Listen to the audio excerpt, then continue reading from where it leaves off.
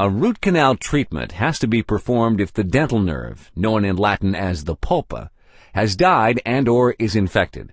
As a patient, you may or may not experience pain leading up to a root canal. Some causes for the pulp dying include deep-seated caries, severe heat during the cutting of a tooth. Pulp will sometimes die because of chemicals used by the dentist, for example, white fillings called composites. The commonly referred to dead tooth can lead to acute, even life-threatening complications at any time, because the necrotic dental nerve tissue can cause acute infections. These are called abscesses. If you'd like to find out more, please look for the video entitled Abscess.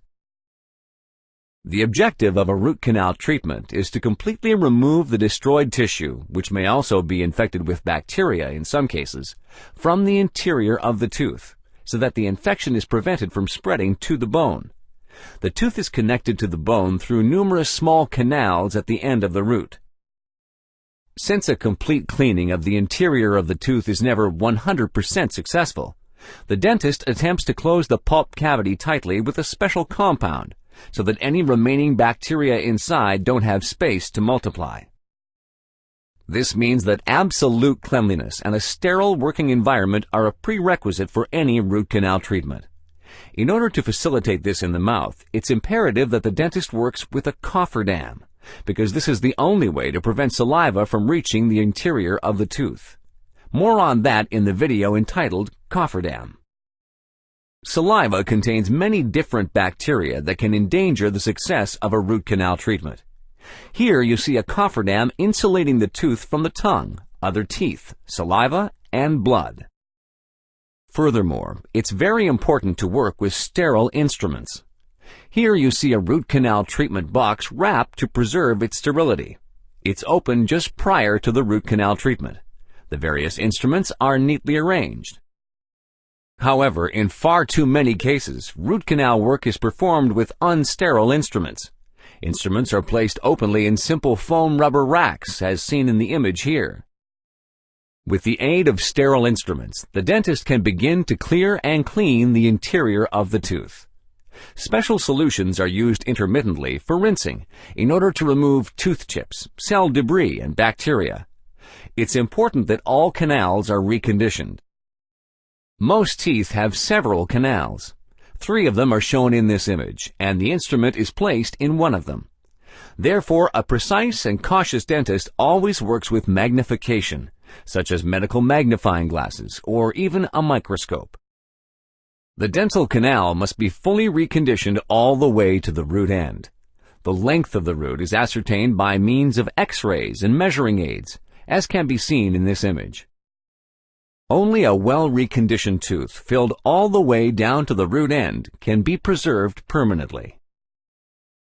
If the tooth has a strong foul odor, if pain is experienced, or if there is severe bleeding from the interior of the tooth, then a final filling of the tooth's interior should not be done.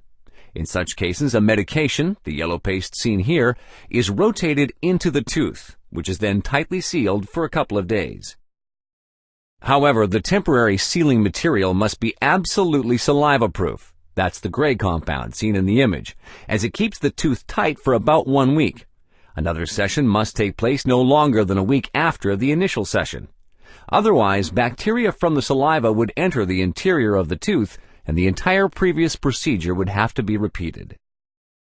Once the inside of the tooth is completely clean and the tooth no longer causes any discomfort, then the interior of the tooth is tightly sealed with a special compound. The tooth should also be tightly sealed from the top, in effect from the access, because only then is it guaranteed that bacteria can no longer enter. On the left, you see an X-ray of a tooth with a good root canal treatment. The interior of the tooth has been homogeneously and tightly filled right down to the root end. On the X-ray, it's the light strip within the interior of the tooth. Such a tooth is able to provide valuable service for an entire lifetime. On the right, you see an example of a tooth with a badly executed root canal. The root in the front was not filled at all, while the rear root was only filled halfway. Such teeth can cause trouble even after many years. and can lead to a variety of complications, such as an acute bone infection or an abscess. In this case, a root end resection and/or a tooth extraction would be necessary. One possible alternative to a root canal is a tooth extraction. That makes prevention the best alternative. The risks associated with a root canal are instruments breaking during root canal treatments, the dentist missing root canals, a perforation of the canal and the dental crown, over-instrumentation with respective possible consequences, such as maxillary sinusitis. You can learn more about possible problems with root canal treatments in the video entitled Complications in Root Canal Treatments.